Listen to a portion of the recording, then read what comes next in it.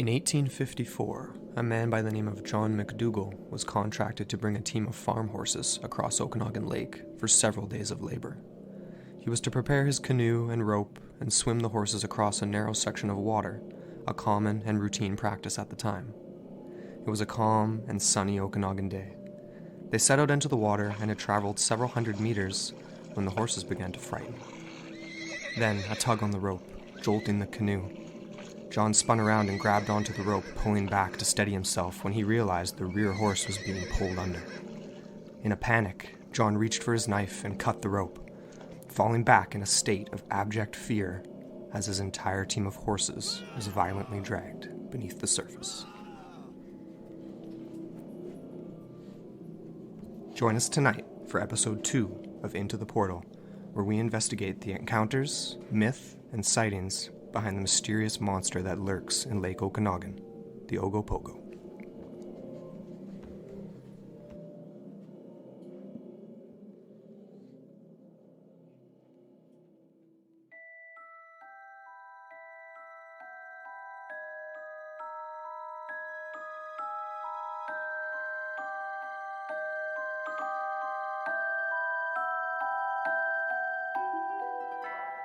Hello, and welcome into the portal, your gateway to the bizarre. I'm your host, Amber Ray. And I'm Andrew McKay. Thank you so much to everybody who downloaded episode 1 on the Lost Army of Cambyses. If you haven't had a chance to check out that episode, go back into iTunes or Google Play or whatever you use, and if you're digging the show, please subscribe and leave us a review. Those 5 stars mean a lot. Definitely. I just have a few quick things to clear up right off the top. I wanted to mention this right away because it was kind of hilarious. I referred to our show as Portal, not Into the Portal, when I did my introduction in episode 1. We were still debating whether or not we wanted to run with Portal or Into the Portal, so, Right. We've definitely decided on the latter. Right, so we are called Into the Portal, and I just wanted to clear that up. But other than that, there's not really anything to clear up. We're on everything now. We're up on Google Music, iTunes, and Podcast Addict, and all that stuff. Well, you can check out our website. We do have our first blog entry uploaded, as well as our show notes for episode 1. Yeah, so if you're interested in some of the, not just the show notes, but the resources we looked into for that first episode. Links for everything. They're all up there, so there's you can additional go check reading it out. as well, if you want to check out some, more denser material. Definitely. All right, that's enough of that. Let's get into this, because I've been looking forward to this all week. It's been a big build-up. And long time coming. It's just a sweet story, so let's get really right into it. It's a hometown legend for us, so we've grown up with this. It's been around for our entire lives, so yeah, it's weird, right? Like we've heard the story about the Ogopogo, and we'll get into the actual term for that creature. And Ogopogo came along a lot later. That's sort of a European add-on for sure. Yeah, but the white man. It's weird growing up in the area and always hearing about it, but never really looking into the actual facts behind it, the sightings, the myth, the encounters. So this has been really fun for us. Definitely. So let's get right into it then. Let's start with we're going to go over a little bit. We want to give a little bit of context here for the legend and things like that. So we'll go into let's talk a little bit about the background of the area, I guess. Yeah. The Okanagan peoples. So some of these words are really hard to pronounce for us. We're going to try our best. That was an issue in the first episode too. Them. But we apologize for that. We will try our best. But the Okanagan peoples, the Silks peoples is I believe the correct pronunciation of that. They have a very rich history in the region. So they've been around, the Okanagan peoples, it's estimated that at the height of the Okanagan culture in the area, it was about 3,000 years ago. Around 12,000 people was the estimated population. And that territory ranged through down into what is now Washington, across the border, and basically along the Columbia River and its tributaries and other lakes and things like that in the area that runs all the way up through into BC, where we are in Kelowna and Vernon, Penticton, all those other cities on Lake Okanagan.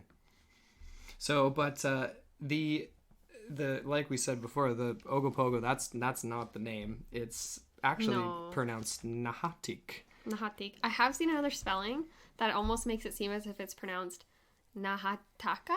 Okay. Yeah, it's NaitakA. So I don't know. I don't know how to pronounce that. Right. But that's the indigenous word for it, and it's basically translates as lake demon. It does. And it was a sacred creature. Like over the years, they revered it. They respected it.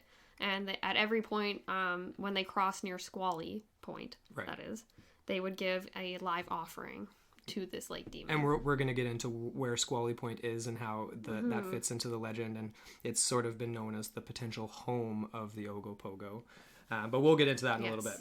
So first off, do you want to get into some of the details on the lake, or actually let's go through the origin story, because that's fascinating. The origin story of the legend, I think that's important to cover here.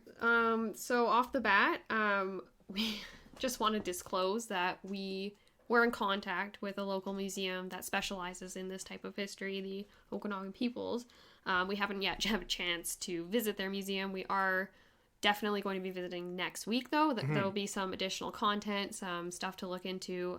We couldn't wait. We were too excited to do this episode, so we just kind of bit the bullet. Scheduling purposes, we're getting this going tonight. Definitely. But anyways, so just look forward to some more content in the next week or so. But the source I managed to find, it was from a paranormal researcher organization called Exploring the Unexplained. Okay. I have a quote from them here, specific to the Ogopogo. All right, and I'll read it out to you.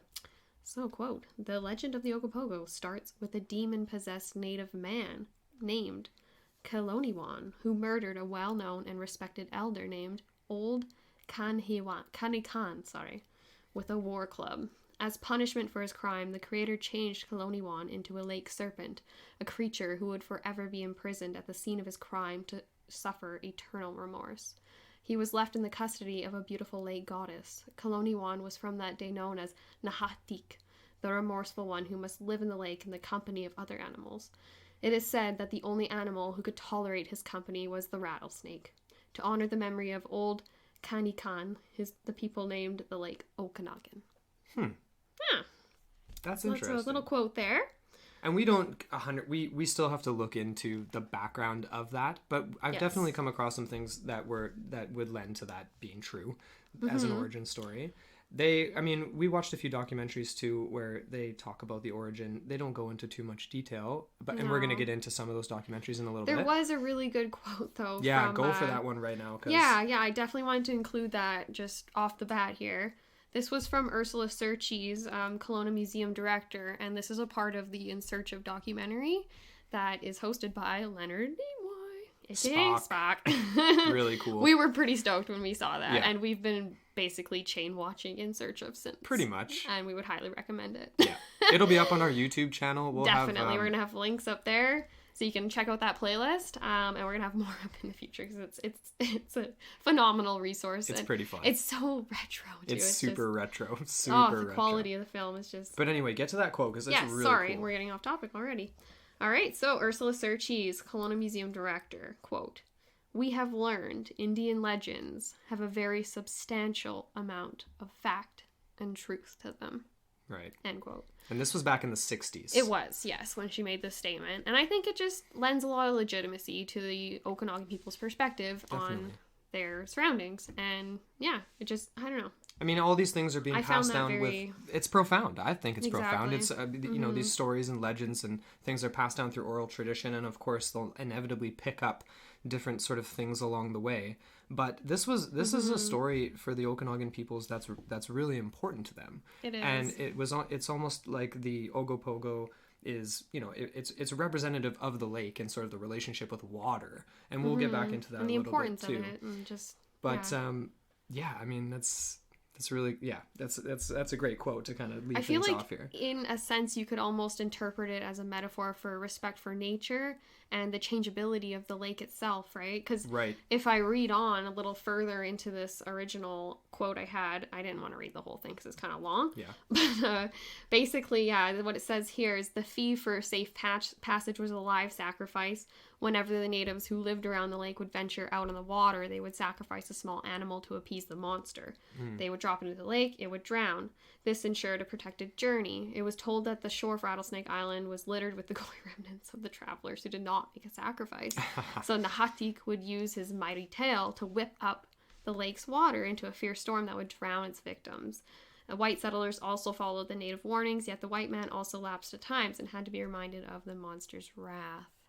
Interesting. Which, our intro did definitely demonstrate an example of that, I feel. Very much in so. a very dramatic way. Indeed. But I feel like that, it's not as if this this monster is coming up and snatching people from their boats and dragging them into the, well, in the case of in that particular story. Exactly. But I feel like it's a little more allegorical. It's a little looser, right? Like, and we've experienced it, right, growing up in the Okanagan, the changeability of the water itself and the wind patterns. It can get pretty intense out there. I mean, we're in the Okanagan Lake is in a valley, and it's a fairly narrow valley. It gets pretty intense windstorms. It does. And that can definitely whip things up on the water, and it's a dangerous place to be. So I definitely think a lot of that can be allegorical for sure, from other, stories and things passed down to a certain extent. Doesn't but actually account for the sightings, but exactly. It doesn't account for a lot of the things that we are definitely going to cover in this episode.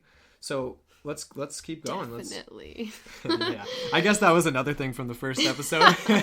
We forgot to cover the physics of sandstorms, which I believe I mentioned at the beginning. Oh, yes. So maybe we'll post something. I think we have something posted. Have a source for that, source posted about that. Anyway, we're already getting off track. Okay.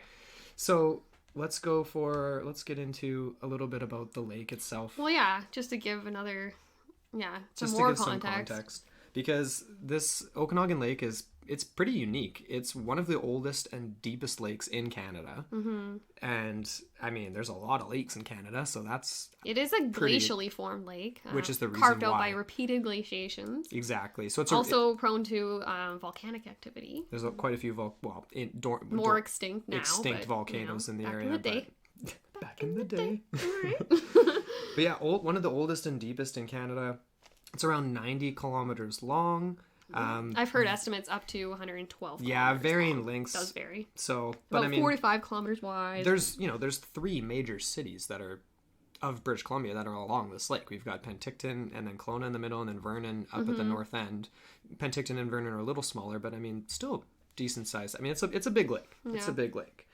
4 to 5 kilometers wide, depending on the location, and at least 800 feet deep. There are people that dispute how deep this is.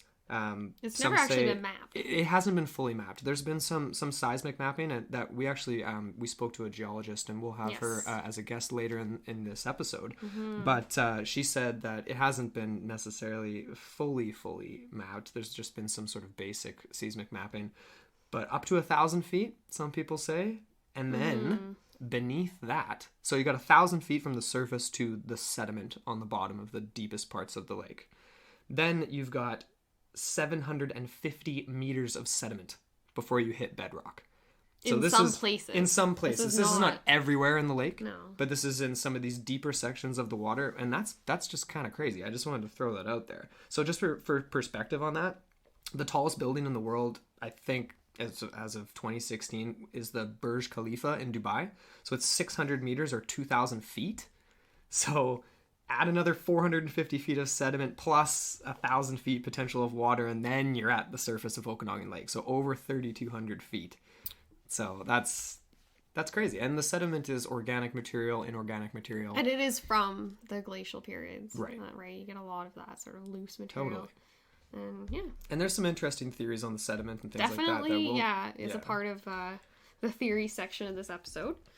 Which is what the bulk of this episode is, really, because it's a lake monster that we are searching for, that people have been looking for a long time. And been a lot of there's some bizarre stories about it, and then there's ones too, that are a lot more credible. Mm-hmm. And we've handpicked the ones that we think are the most profound.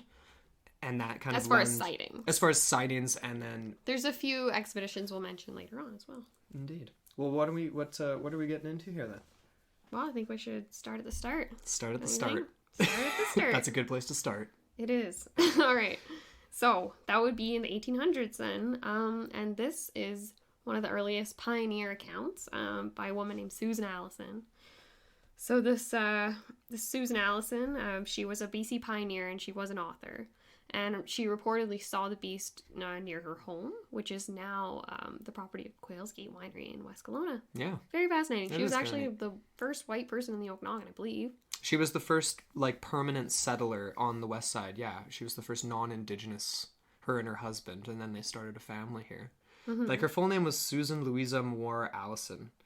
So she was originally from England, relocated to Hope, BC, and then eventually made her way out to the Okanagan. But she actually established the very first ever school in Hope with her mother. Oh, wow. And she went on to write a couple of books, and she had her memoirs that were later published in the 70s, Pioneer Gentlewoman, and that was we will be posting a link to that. Definitely posting a link to that. It's actually hilarious. We both, Amber and I, covered that book in I can't even remember what it was. Cultural studies class, and it was one of our favorite profs, one of Janet our favorite MacArthur. But amazing. It was really dry, the book itself. And it's so funny coming back to it years later, trying to dig out this little piece of evidence that lends to the idea that the Ogopogo might actually exist. It's kind of funny. Full circle for us and Susan. So Allison. Her full account. Well, I don't actually have her quote, but essentially, she was at her home called Sunnyside Ranch, and she describes seeing a snake-like creature closely mirroring the native legend about Nahaltik. Right.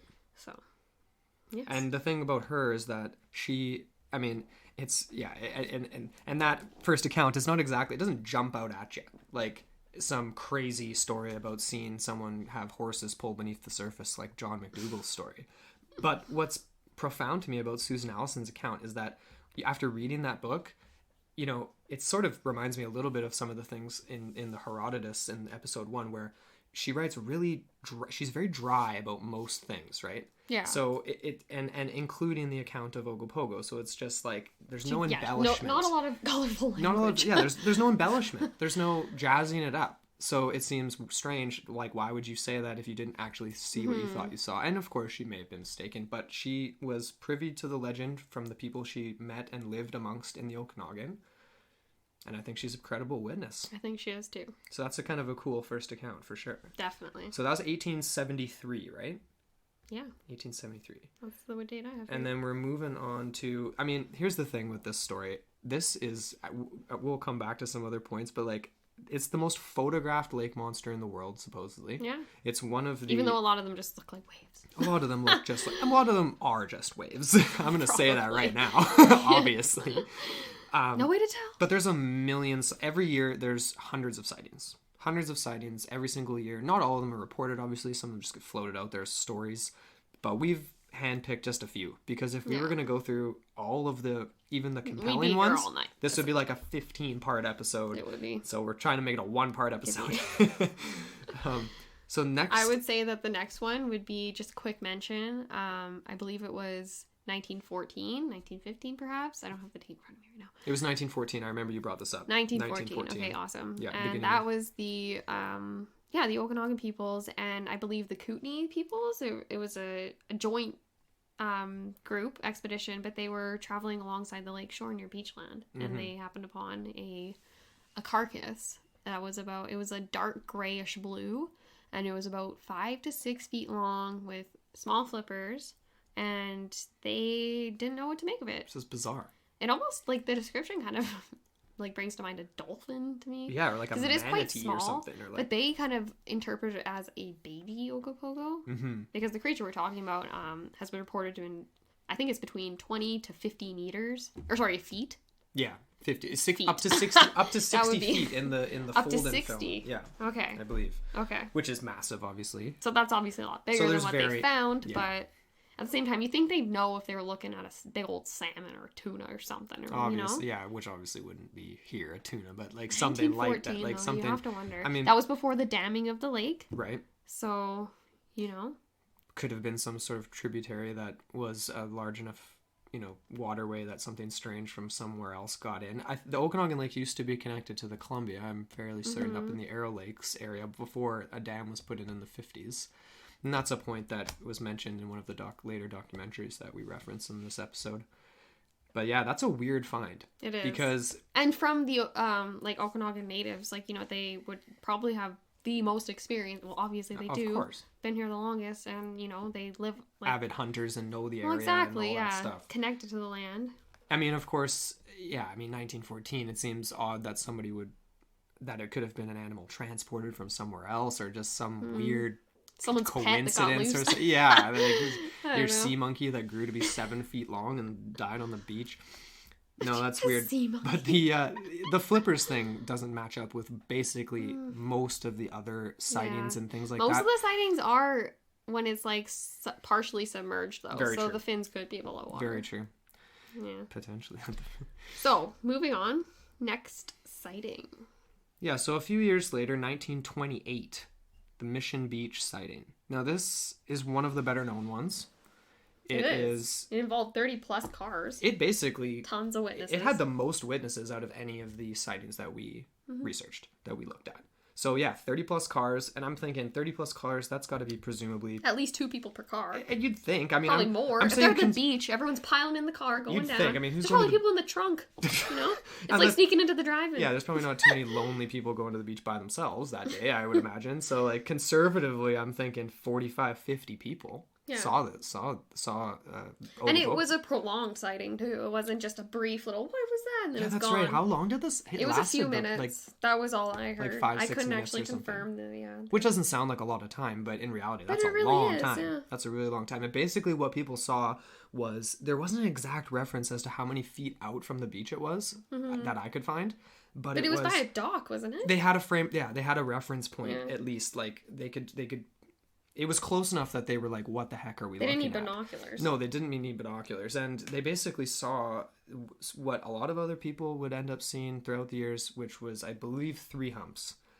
So it surfaced. I don't think there was a head seen, but what was seen was the body traveling. It's pretty vague. And it just looked really weird. Weird enough for that many people to watch and then have people stop because people were watching. Yeah. So...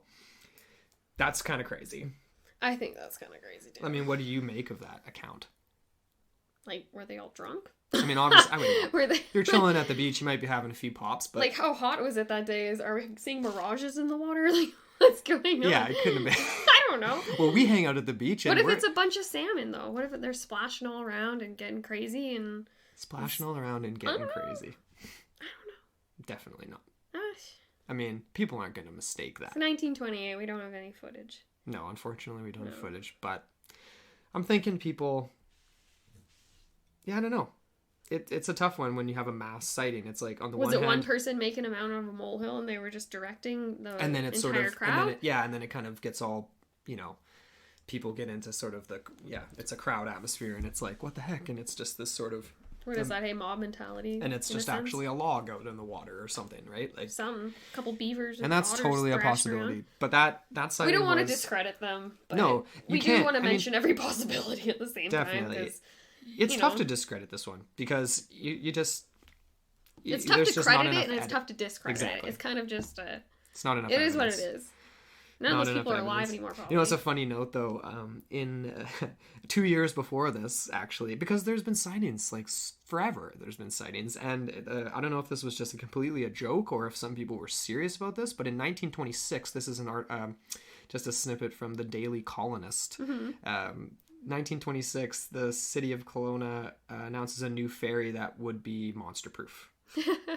So... Do you actually have that clipping? I have a link. I have a link. The comments, right? It's totally free. Yeah, it's totally public access. So we'll have a link for that. And there's a bunch of really awesome newspaper snippets on the Ogopogo. God, it's hilarious. It's really funny. Some of them are more serious. It's just a gossip column. Some of them are more serious. In general. Back in the day, it's like... And then it's weird because we were searching through these, obviously, because we want some primary sources. Mm-hmm. But we did find Ogopogo-like sightings in other lakes, too. Yeah. And that, to me, is... And other creatures, too, that are also, sightings in freshwater. Like Champ and Lake Champlain. So maybe that kind of lends to the idea that there are these sort of cryptid things that can exist sort of below human conscious level. Mm-hmm. And maybe are living in these streams and things. That was... Maybe that fed into Okanagan Lake and now Augie's down here. Well, you never know. I don't know. And that's the idea of tunnels and deep caves in the lake is something that is definitely part of that theory. And we will get to that in just a sec because that's my favorite part of the story. So that was 1928, that Mission Beach. There's obviously been a lot of sightings in between this and the next one we'll mention. Yeah. But we think that this is definitely a pivotal part of the Ogopogo mystery. Yeah. We skipped 40 years here because, there just wasn't enough. There wasn't really enough within that 40 years that was that compelling in terms of evidence. It was just that we could more anecdotal stories, right? And a lot of those came from the In Search Of that we watched about Ogopogo, and that is a very illuminating piece on just Kelowna culture back in the 60s and 70s, right? Yeah, it definitely. I don't know. It was just a different time, hey? Totally. With people like gathering together to tell their stories, and it was much more of like a... The radio station put out a call for people to gather and tell their stories, and everyone came out, and what is out and out now... Apparently I can't talk. What is now outside of Earl's, downtown Kelowna. Yeah, downtown. Yeah, we could actually recognize, we could see the back, and we're like, what? Yeah, that you was could the see, dock? you could see it the was old like the ferry and dinkiest little dock ever. It was hilarious. It's wild to think that so much has changed since just then. It is crazy. So anyway, we skipped 40 years though. Sorry, yeah. Getting on to the fold-in film. The fold-in film, this one's important. It really is. This was the basis of the argument for an author named Arlene Gall, who I can't remember where she was from exactly, but she had 3 books. She came from a different part of the province, but she moved here with her... I think she was from even just Armstrong or something, just further up north. Anyway, she wrote some great books on Ogopogo, and those are ones that we'll eventually have up in our bookstore on our website. I think the last one was in 2001.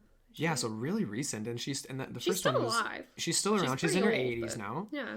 But the fold-in film was one of the focal points for her research, and it's because it was taken in 1968 by a man named Art Folden, and he and his wife were traveling through Peachland, right? And he saw something strange as they were driving. I think they were sort of, maybe the story goes that they were coming up to the shoulder, and they were going to maybe pull off and take a little break, and he caught something just before that, and then they really decided to pull off.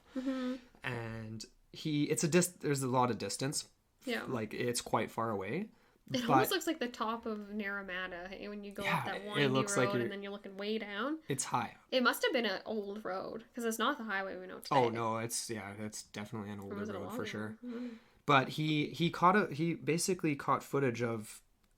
There was a frame of reference in terms of the distance, so like you can see the tree line on the shores and all, on the shore and stuff like that. So they ended up doing some analysis later on, but basically you got to go and check out this video. We will also put that on our YouTube channel as well, because it's really cool.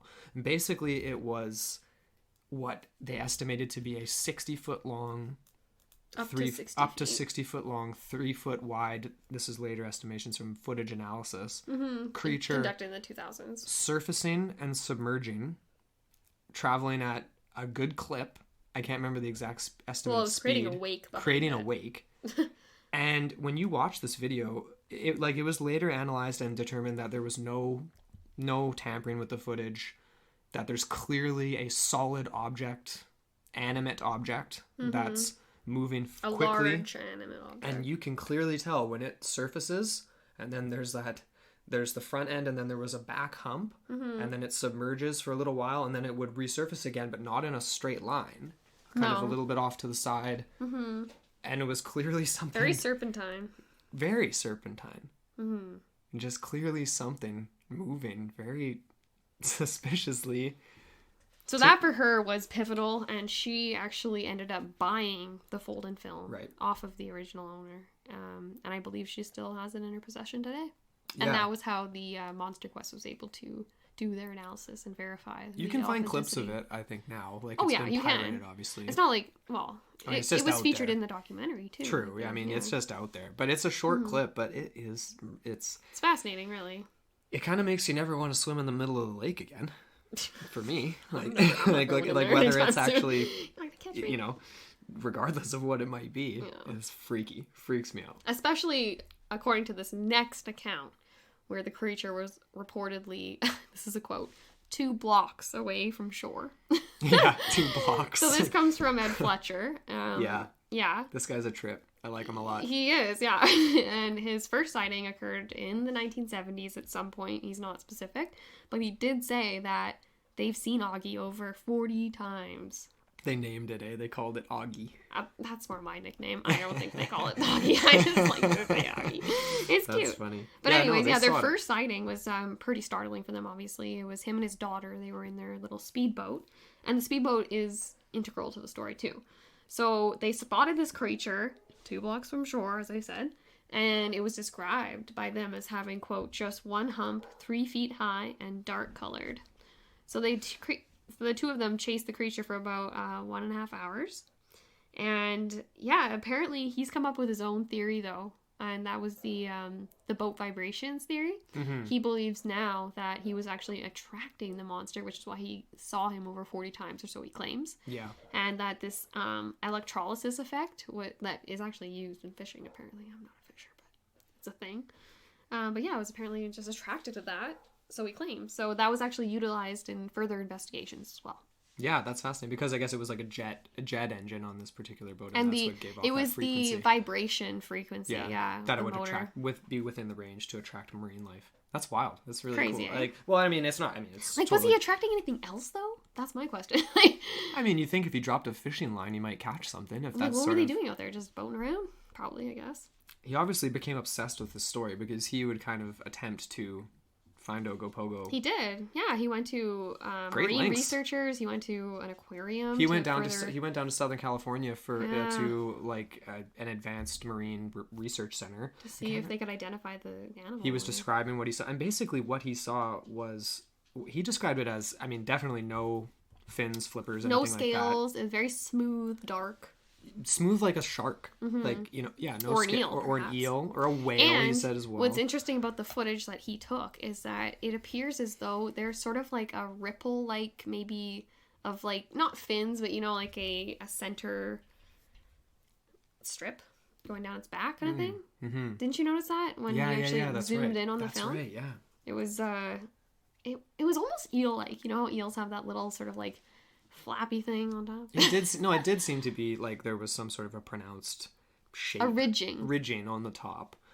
Perhaps. It could have been the waves, it could have been the water. I don't know. Well, that's the thing that And we'll get back to that theory too. Yeah, because it ties... There's a few things that theories based on wave dynamics in water that sort of try to debunk Ed Fletcher. Mm-hmm. And that's something that we thought was really interesting. So we'll come back to that in just a sec. So but his photos were... I mean, are you ready to move on to Bill? Oh, well, go for it. I mean, if you got some more Ed Fletch. Yeah, I mean, like, for him... I'm into the Fletch. Yeah, he was just sort of an oddball to me, like, but he sounded so sincere. He's a character. Apparently he's from Prince George. Really? Yeah. Okay. And he just was, like, vacationing down in the Okanagan. He might have been living... I mean, like... I don't know, he might have been a summer resident. Obviously, he liked to boat, so... I don't think you do much boating in Prince George. It's comparable to the Okanagan. Yeah, I'd say. No offense to people that live in Prince George. Not at all. I've actually never been there. Yeah. But, I mean, yeah, his account, I also think is genuine. Like, from watching the footage of him talking about it. And the fact that they got within as close as they did, like, the photos... He was kind of obsessed. He was obsessed, but not to the point where it was, like, gonna, I think, cloud his... Not for publicity. No, he wasn't in it for that. I don't think it was for that. No. I did get that impression. But his photos are really, really... I mean, they're definitely in the... They're up there with the Folden film in terms of the most... So he's copyrighted those, or what's going on? I mean, I don't even think Ed Fletcher's... I mean, he may not even still be around. Okay, wait. So if this is the 70s... And it's now 2018. Well, who knows how old this guy was. We're on the brink of it being public domain anyway, right? Yeah. 50 years and it's just... No, it's out there. You Google it, Ed Fletcher. You can definitely find it. Ogopogo photos. It's on Google. We found it. They're, if you have a chance to... We can find it. You can definitely find it. Yeah, and if you've got a chance to blow it up and look at it, it's really neat. But yeah, if you watch the... And it is featured in some of the documentaries that we have listed on our YouTube. So you can just go ahead and check those out and you'll find it all. Definitely. Yeah. All right, so let's move on to the next sighting. We've got a couple more to cover. This guy in particular, Bill Stikiewicz, I wanted to mention. Hope I'm saying his last name right. Sorry, Bill, if I'm not. He's a local Legend Hunters, so it's an organization called Legend Hunters, and they have a website called ogopogoquest.com. And apparently his first sighting happened in 1978 when he was crossing the bridge from the west side to Kelowna. So apparently he caught a movement in the lake and he stopped his car in the middle of the bridge. So all the traffic behind him also stopped. I'm not sure if they did that because they had to stop or because they wanted to. I didn't make that Old Bill distinction. Just I don't know. in front of everybody. But apparently he was soon joined at the rail by about 20 other people. So yeah, wow. What they saw was a head with 3 black humps protruding about 60 meters away. So they watched it swim for about nearly a minute. And then after that, it disappeared beneath the water surface, leaving a substantial lake. Wow. Yeah. And that's another, obviously, mass sighting. And so that's 20 plus people. And he became an avid believer after that. Yeah. He founded this website. He actually has had 2 expeditions into the lake, which we will cover in a bit. We're just going chronologically here. That encounter, matches up with Ed Fletcher too in terms of the skin. The dark, smooth. The dark, smooth, yeah. So there's some... He saw 3 black humps. Ed Fletch only saw 1, but, right. it might have just... you just saw a part of it. Right? Okay, so are these actual, like U-shaped humps with the whole thing coming out, or is it just like a little bit of a hump coming out? Well, I mean, if what they saw like was the statues are obviously really like that we see. Well, it's a cartoon. Exactly, it's right? So that's pronounced. Exaggerated. Of course. But I think if it was anything like the photos from the Ed Fletcher photos, it's not as pronounced like that. Because like the movement, is it up and down in the water, or is it side to side? Right? Like if it's side to side, I'm picturing an eel more so than like a plesiosaur. Yeah, or something, the way it moves definitely would lead to whether or not would determine whether or not it is exposed to the like above the surface. Or can I just do both? It's like ambidextrousness for marine life. I don't know. Yeah, we're not marine biologists, just in case anybody out there didn't know already. Yeah, I mean, definitely some odd similarities though with that account. Ogopogo Quest. Check it out. He's got it's t-shirts a great for website. sale. They look like a lovely family. Yeah. The t-shirts are pretty funny. But no, he did some great research, and yeah, it's a good resource for looking into this for sure. Yeah. So that's Ed. And so that concludes the 1970s. We're going to jump into the 2000s now. Yeah, we're going to jump into the 2000s, and this account... I feel like this one is just cool, because even though it is a single person that witnessed it, like, this is, like, freaky to me, because he saw it not once, but twice, and he saw more than one creature. So, more than one, and that's something that will... So that lends to the idea that maybe there's a population. That's something that we ran into a lot. And we did see that in some of the footage. Dan Barasada, I think his last name was, or Basarada, or I don't know. I'm probably getting that wrong. But he posted 2 sightings. Remember, there was one in... It was like August 14th, 2001, and the next year was like 2002, the exact same day, and I was confused about that initially. I was like, is this a typo? Like, what's going on here? Yeah. But what he actually has footage of, it almost looks like 3 creatures, or at least 2. Yeah. So anyways, there's that idea. Mm-hmm. All right, so Daryl Ellis, this guy, he is a marathon swimmer. His sighting was reported in 2000. So while he was competing, actually I'm not sure if he was in an actual training, marathon. I think. He was training, okay. Yeah. So he reported being accompanied. It wasn't the Iron Man or anything like that. Okay. Yeah. Or it wasn't his birthday, was it? Was he the guy that swam the lake for his birthday? I think that was a different guy. Was it? Okay. Anyway, but we know he was a marathon swimmer for sure. Yeah. Anyway, so it was Daryl Ellis. He reported being accompanied for a short distance during his swim by 2 large creatures as he passed Rattlesnake Island, also known as Squally Point. So he described them as being 6 to 9 meters. So that's about 20 to 30 feet. And the second one was a bit smaller than that. So they followed him for quite a while and then disappeared. So they're peaceful, at least. And then while he was swimming near the Okanagan Lake floating bridge, when we still had the floating bridge. Yeah, way back in the day. A creature with a large eye, the size of a grapefruit, came within 9 meters to get a close look at him. Oh my god. That would be terrifying. Yeah. And I actually saw, this was from the Legend Hunters website, which is Bill Stakuik's website, and he had an artist rendition of what Daryl Ellis saw, and it's a beautiful portrait. I thought it was more peaceful and demure as opposed to scary. Like, it wasn't frightening at all. It's not, like, outright scary, but it's also a lot of people do refer to the Ogopogo as the friendly monster, right? It's definitely... He definitely isn't known for dragging people down. No, unless you're, John McDougal. Yeah, but he managed to escape, if you believe that story to be true. I feel like he just... Well, anyways. You never know. But it's definitely been obviously blown up into just a tourist trap. Mm-hmm. And that takes away from the actual legend and the possibility of that legend being based off of an actual creature of some sort or something that is unknown. But that's where we come in. We're trying to kind of like bridge somewhere in between. We're asking questions. We want to ask questions and just sort of perpetuate the conversation, but still have some fun. And I mean, like we said last time, we're fox maulers, so we want to believe. We do. I want the Ogopogo to be real. I just not believe, when I'm swimming. I never want to swim in that lake ever again. Yeah. I'm already terrified of it. You don't even like swimming anyway. Honestly, when I was young, I had terrible experiences with water, and I just I've just been scarred for life. So the Ogopogo doesn't help. People don't want me to swim in water. They're mean. They leave me in the middle of lakes with nothing but myself, and I look down and there's just black water, and I don't even know how. You see a serpent. It's like literally like you're hovering over a massive abyss. Nobody likes likes that. You don't know Nobody what's likes underneath, and that is crazy. That's terrifying to me too. That's my worst nightmare. Totally. Anyways, I'm getting a heart attack to think about it. So I mean, yeah, that account is scary though, Daryl. Isn't it? It's like he said in, twice in well, one he said swim. in that account too. Like they seem peaceful. It's just observing him, but he wrote like he said, I booked it. Like he was scared and he turned up the speed. Like he went into another gear to get going because he was like, I'm not gonna just be swimming leisurely with these strange black creatures following me. But anyway, yeah. So what are we moving on to now? I mean, I think we've got the main stories we want to cover. Those were the most profound ones that we came across. Definitely, if you have your own, though, share them with us. We'd love to hear it. Yeah, reach out and let us know. Maybe you can feature it in an upcoming mini-sode or something else. Definitely. Yeah. Okay, so now we're going to get into... We watched a couple of docs on the Ogopogo, and they were totally different. It's two totally different styles, different eras for sure. And we're just going to get into a little bit of the details on that, and... as well as the expedition launched by the Legend Hunters, because that's kind of important. Okay, well, what would you want to get into that? Let's do that. Sure. Yeah.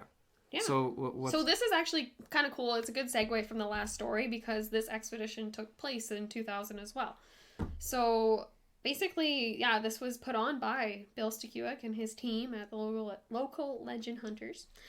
And essentially they used sonar technology and they searched the area around Squally Point. So it was actually kind of cool. They did discover on the 18th day something very big and rapidly approaching that they picked up on their sonar. It had about a 35-second sweep time. So you get the delay, right? So they see this big object it's moving towards them. Yeah. And then they see it. It was apparently estimated to be 15 meters long, and it was at the time that they picked it up on the radar, it was 48 meters in front of the boat at a depth of about 7.5 meters. So anyways, they had to wait this 35 seconds for the sweep. Could you imagine? You're on the boat, there's this large thing coming towards you, you're like is this it? I'm not sure. Yeah. Anyways, so yeah, in that time the creature like object moved 5 degrees to the port, and then half a minute later it dropped below the So that was encouraging for them. That's real evidence of something. It's actually like measurable. Obviously, you don't know what that was, but if it's that big, 15 meters long, like nothing in the lake that we know of is 15 meters long. So, and it's not a freaking log, man. Logs don't move that fast. An underwater log just propelling. Is there like a jet stream under the water logs. that's just? Poof. Yeah, anyways. No. I don't think so. So that was encouraging for them. They did launch another expedition the following summer with inconclusive results. They searched Squally Point as well as the area 3 kilometers north of Kelowna and Seclusion Bay. But again, nothing. Yeah, so that was that. Then we had the docks, right? So there was the 2 we have already mentioned, the In Search of a couple times. Did you have any other things you wanted to add to that? Or? No, not really. That was sort of it. But for that, yeah, it was... This is so fast. I love it. I want to go back and watch it again right now. Now we can watch it again later. Yep. So but the other one then, the second doc, Monster Quest. Yeah. So that was from 2009. And Monster Quest is a fun series. It's fun. It's fun. It's kind of sensationalist. It's definitely sensationalist. They don't really... There's not a lot of substance. There's definitely some questionability of their tactics. And yeah, I mean, they do the classic where it's like they send their diver down and they make it sound as if he's hundreds of feet down, but he's really only like 30 feet down, and then they lose the connection. And then they cut no to commercial. Communications, yeah. And then when you come back from commercial, I feel I'm good. I'm fine. Shows like that are plagued by television formats to a certain extent, right? Because you need the hook. You need that because you're going to have commercial the breaks. hook these days isn't just the idea that you might find a sea monster. People need some certain death or something. People need all these things to entertain them. Yeah. I guess those people won't be listening to our podcast probably. I know. And that's okay, I guess. That's fine with me. But anyways, Monster Quest, yeah, they did definitely note that the Okanagan Lake is one of the largest, oldest, and deepest glacial lakes in North America. Mm-hmm. And that this monster in particular has been the most sighted and documented lake beast in the world.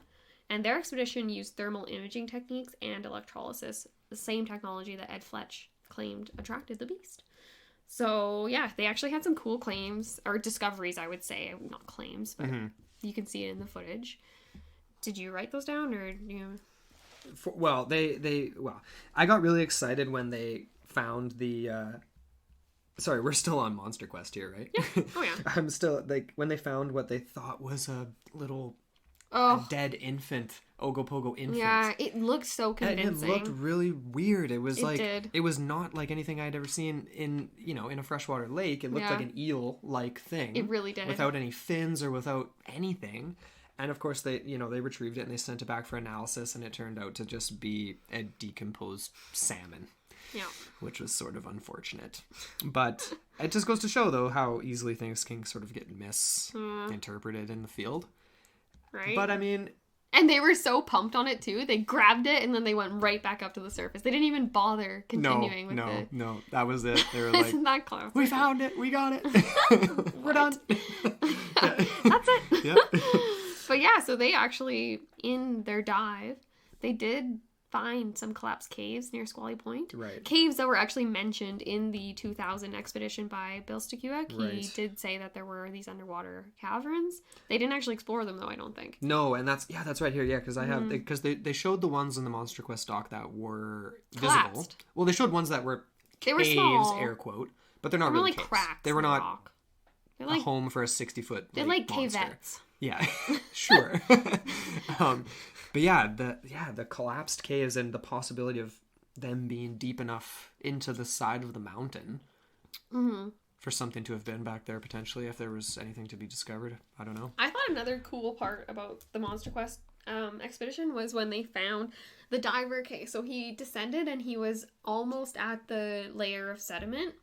And he was noticing, you see a brief snippets of footage of him in his, his underwater cam. Yeah. And there's, these, depressions that are very circular. They're all the same size, too. I think there were several that he saw. Yeah. And this was before he ended up mucking up all the sediment and getting a big cloud, and there was zero visibility and blah, blah, blah. Which was clearly from his fins. Right? And then they kept trying to hype it up. I saw something. Something's down here stirring this up. It's like, yeah, that something is you. Yeah.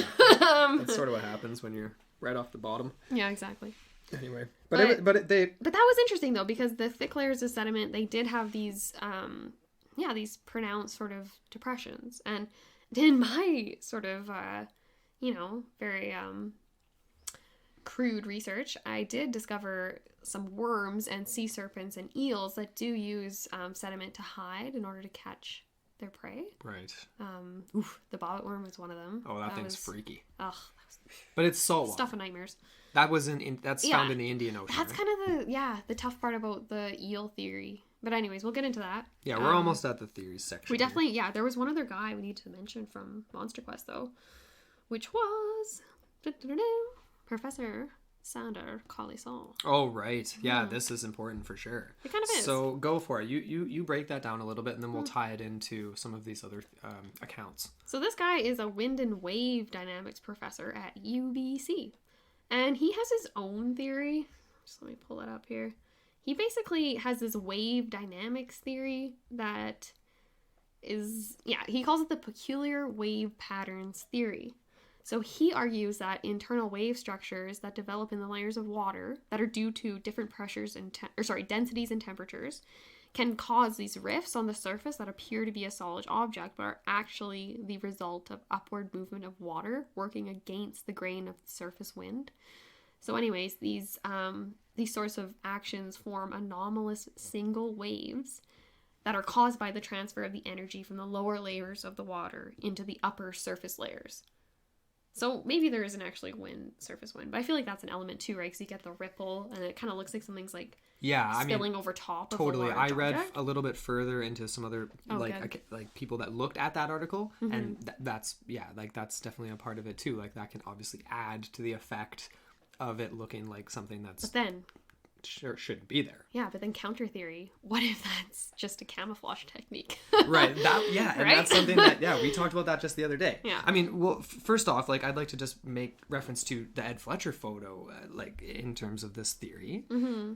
Because, I mean, that makes sense to me. That there could be, varying temperatures and depending on, potential wind pattern on the surface. And maybe, there is this sort of singular, very strange wave that, because of these factors, like, gets churned up and it looks really strange. And we have seen things like that. Like, I have looked out into the lake from a vantage point. There's a dog park here in Kelowna that we've both been to before, and it's you're a few hundred, you're a few hundred feet up above the lake, and you can see a lot. And sometimes you'll look and be like, that looks weird, and people will look and be like, that's the Ogopogo, and that's exactly what this guy is talking about. I've even seen that like when I'm at Knox Mountain just hiking, and you see this sort of like what? Totally, and it looks like it's kind of like you'll see going some against other the grain of the other waves, and the other like the wind that you can see, and it creates different effects on the water, and then there's just this weird thing running like incongruently through it, and you're like, what is that? Yeah, but the problem with this theory, the just glaring problem for me, is that this doesn't account for calm water.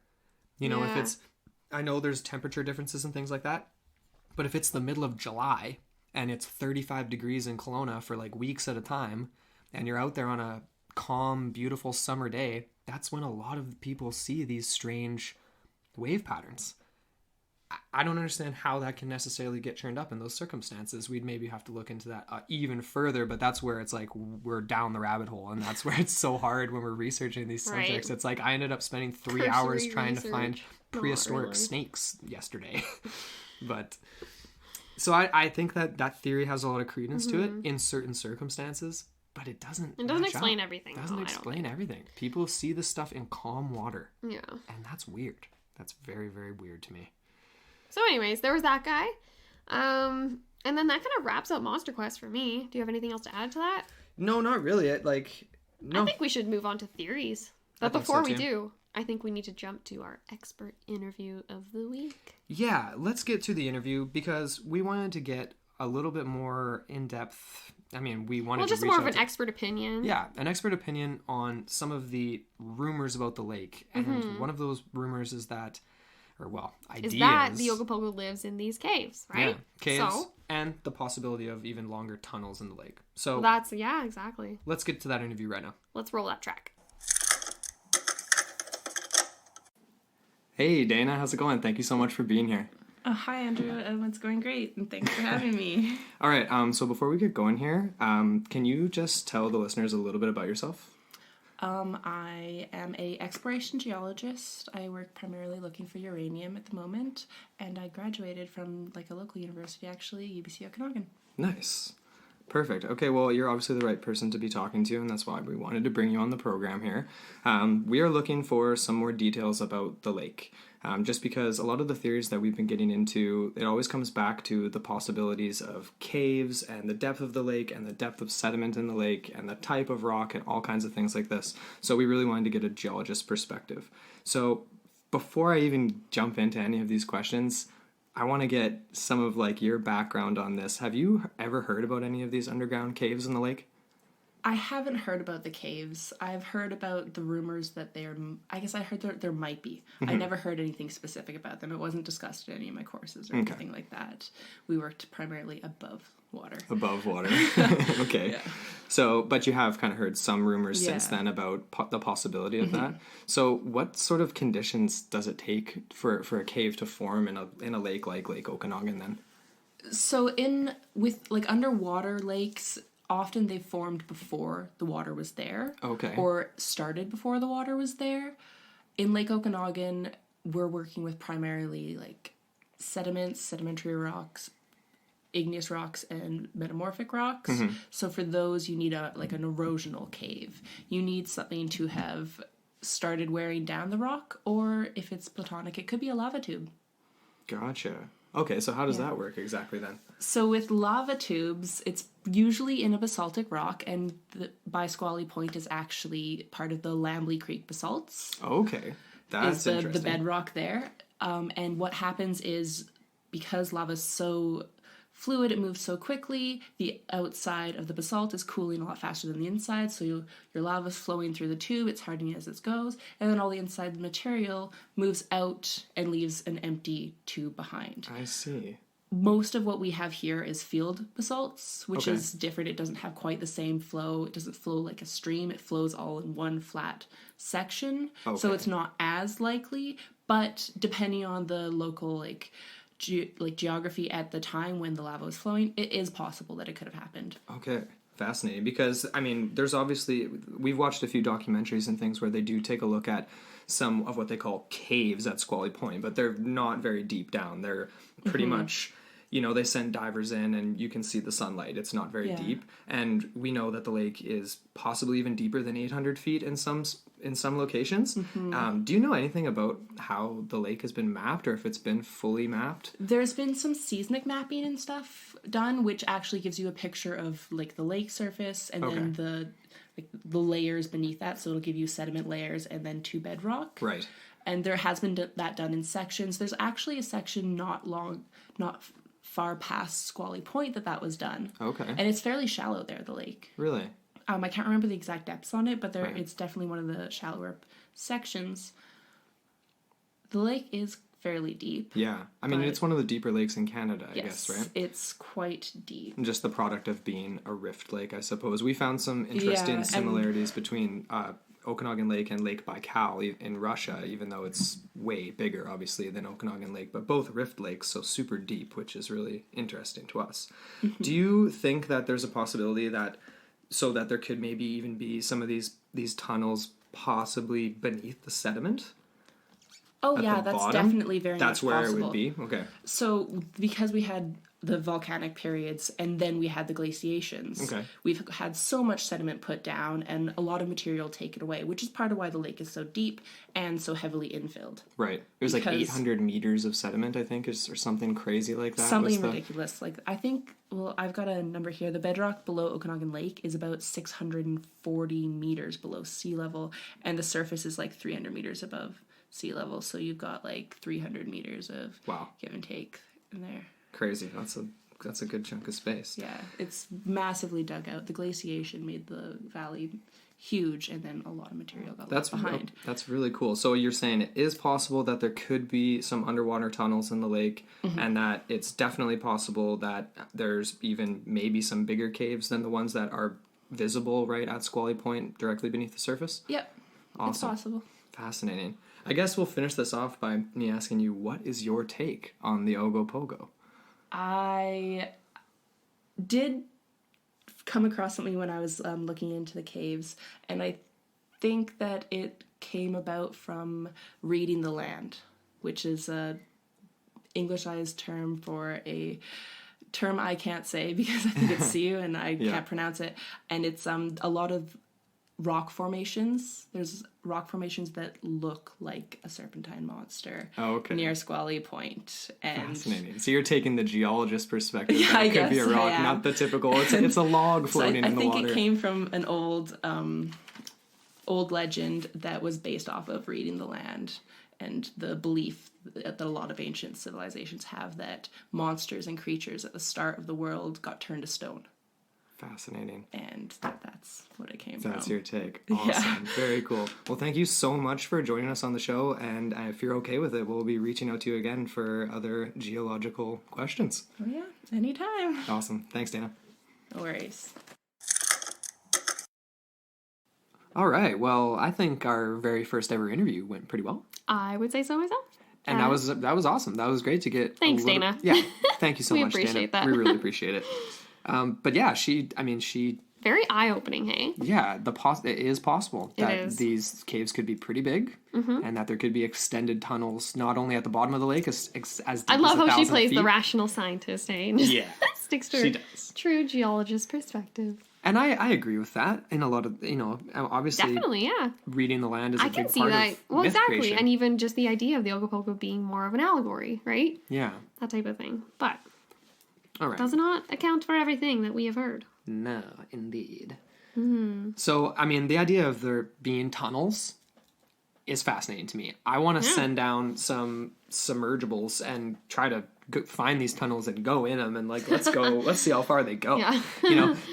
We've heard rumors too, like ideas that there could actually be a cleft underneath the city that runs all the way underneath out downtown, underneath Rutland. Yeah, which is a long way away from the lake. It's kind of amazing. Which to would think that give the Ogopogo a habitat that is much, much larger than what is already a massive body of water, potentially. Yeah. But I think we're ready to get into some of our hiding theories. spots. Right.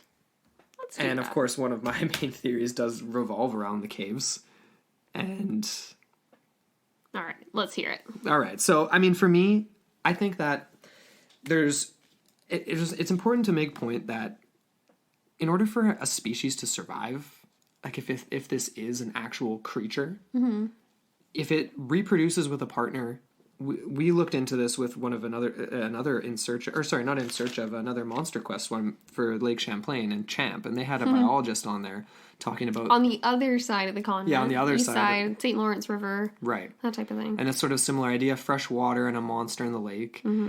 But they interviewed a biologist, and basically, you need a population of 50, a minimum of 50. Is what she said. Is what she said.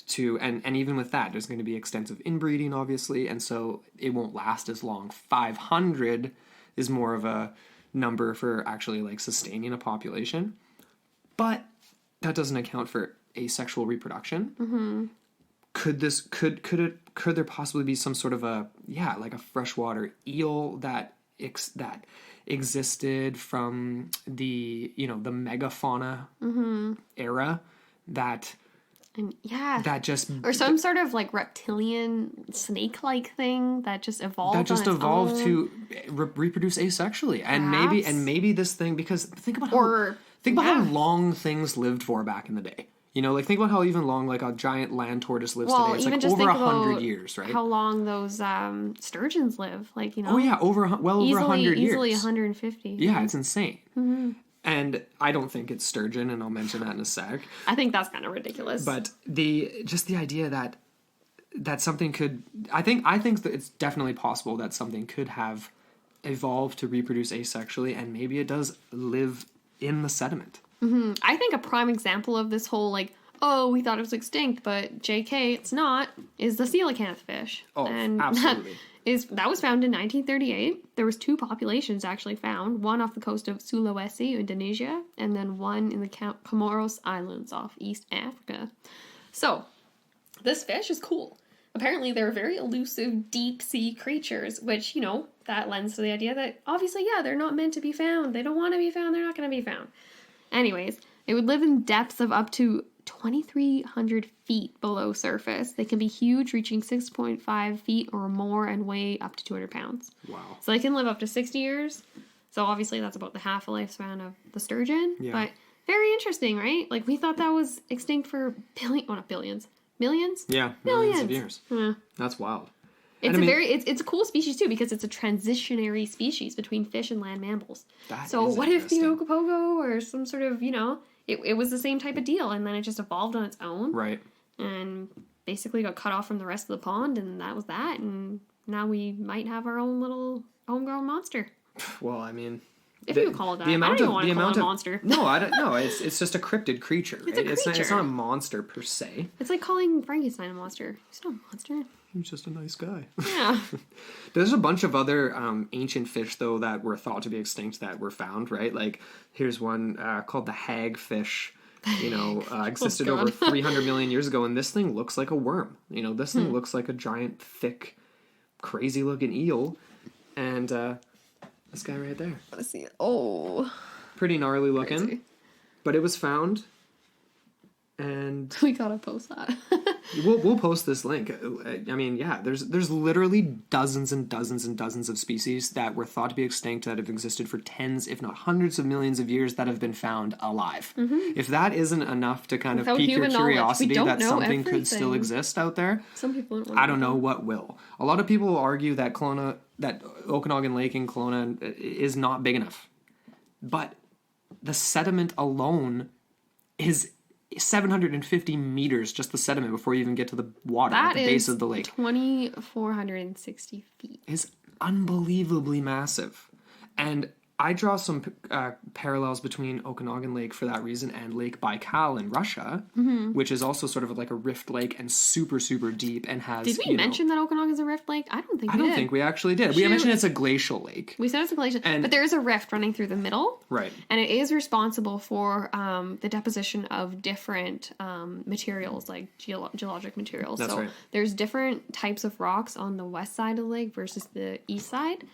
And the east side is primarily, it was plutonic and metamorphic. So that, Dana already, she got into Talked about that a little bit. Yeah. But I mean, ultimately, I don't think I actually like made a point there. I'm just kind of rambling on.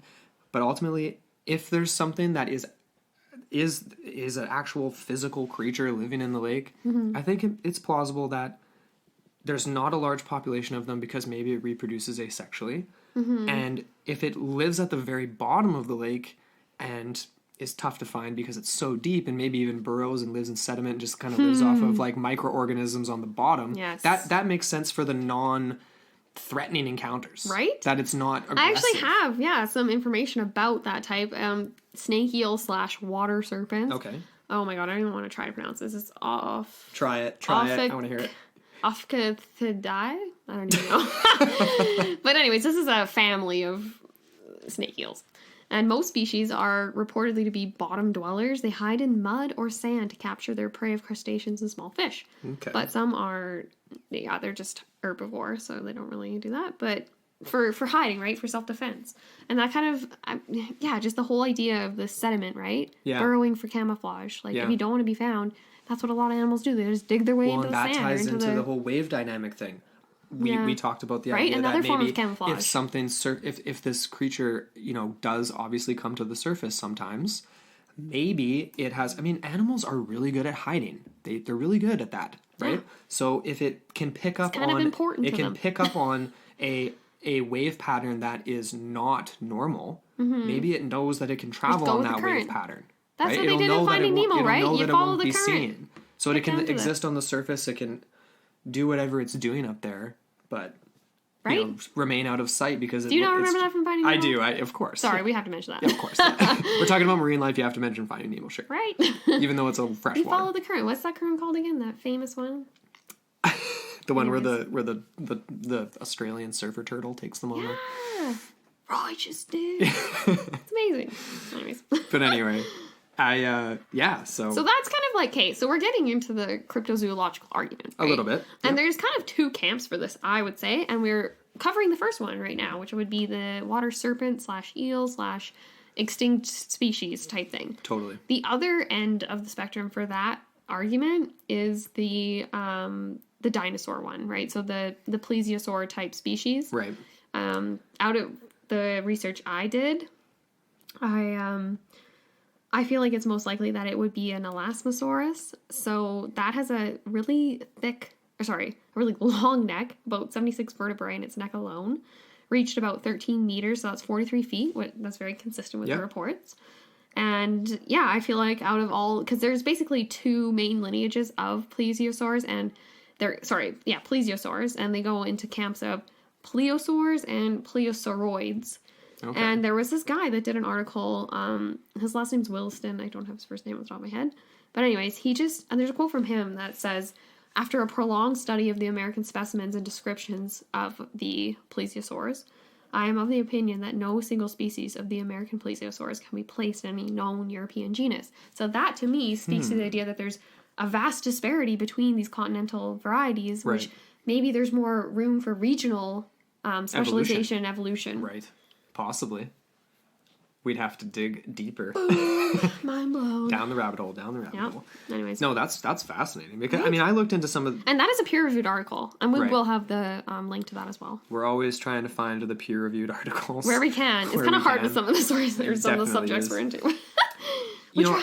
And I was... I looked into... the idea that, reptiles. What was around here? What was there? And did you come up with some... I came up with a few things, in terms of just North America in general, and I guess you could make the argument that some of these things that were definitely more southernly reptile species could have evolved and made their way further north. But I mean, there was the Miocene period had a lot of alligator species in sort of in the U.S., like in Texas, Louisiana, like, you know, like Are we talking like, the days of the giant ground sloth? Because those were the days. Those were the days. And I wish they were here now. No, kind of. Do you? Well, no, just for the sloths. Not for everything else. I don't want the giant... You just want the sloths. The saber-toothed tigers and the furry rhinoceroses. I don't know about that. I could take it or leave it. Oh, they're pretty cool. They are cool, but I don't want them hunting me. I guess rhinoceros, are they vegetarian? Are they omnivore? I don't even know. I think they might be omnivore. The furry... Herbivore. Nice. Anyway. But yeah, no, there were definitely lots of alligator species. There were giant tortoises in North America. There were mastoid snakes were present in places like... You know, at the time, those weren't around in North America. That was actually Australia. But yeah, alligators, tortoises, iguanas, reptiles like that through the Miocene period and sort of the more modern, crocodile. But nothing that big in our area. Like nothing that big up in BC that I could find. But it's just a question of evolution, of a microcosm of evolution, like you talked about, whether or not something could exist. If you've survived, this is like something I mentioned to you yesterday, like the idea that it's obviously crazy for us to think now, we're sitting here in 2018, to think that something from, you know, the Pliocene period survived, or whatever, or the Jurassic period, obviously, like survived. That's even further. That's so far back, right? It's insane.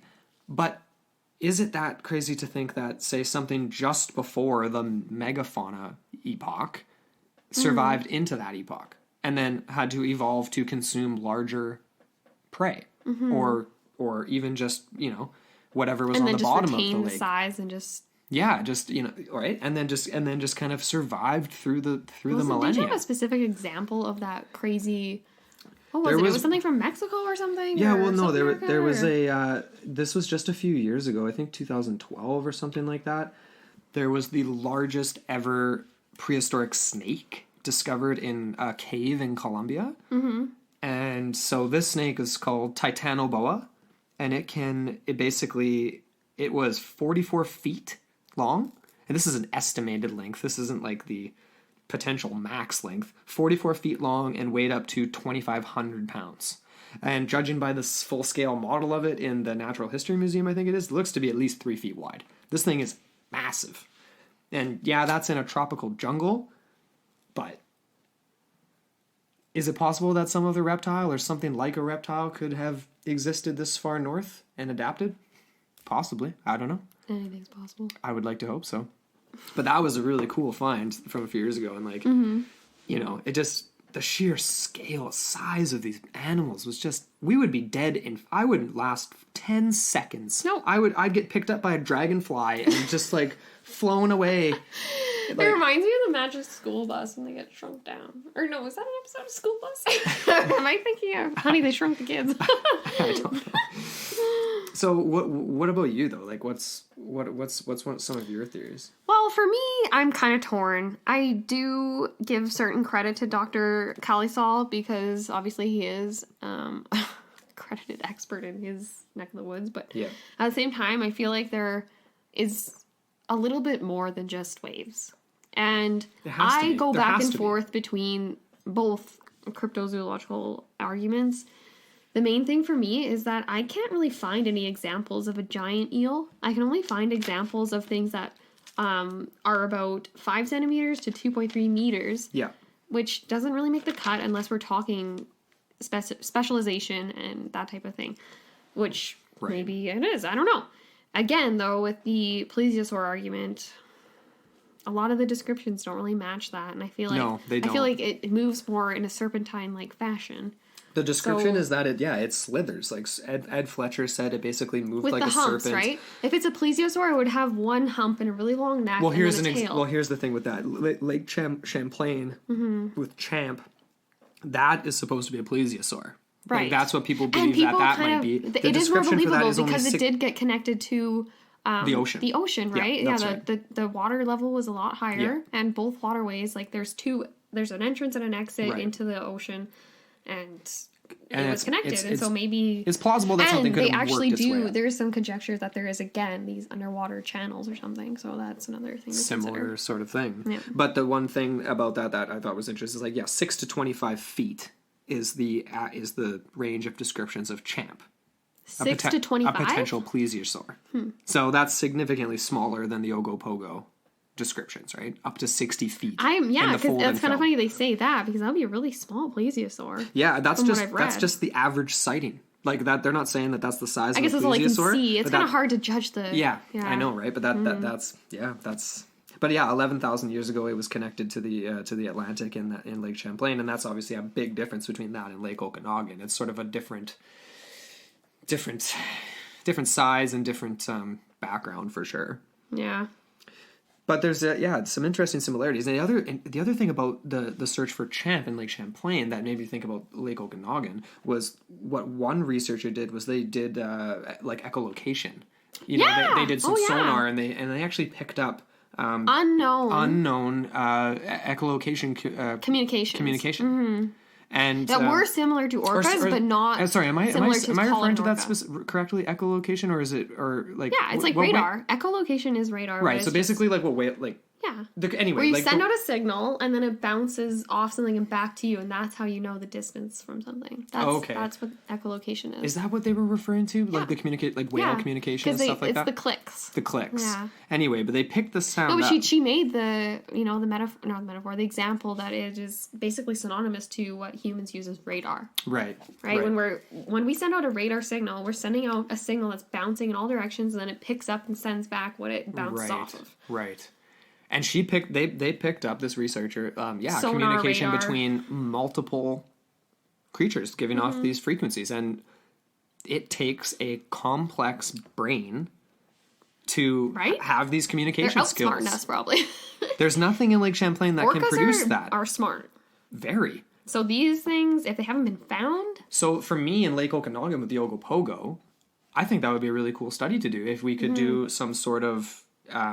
troll the lake and send out these signals and see if we can get a response, or at least measure the sound, and if there is any type of strange communication or strange sound. Right? No, there's been that would be fascinating. Yeah, maybe we should reach out to Bill and see if he's into that.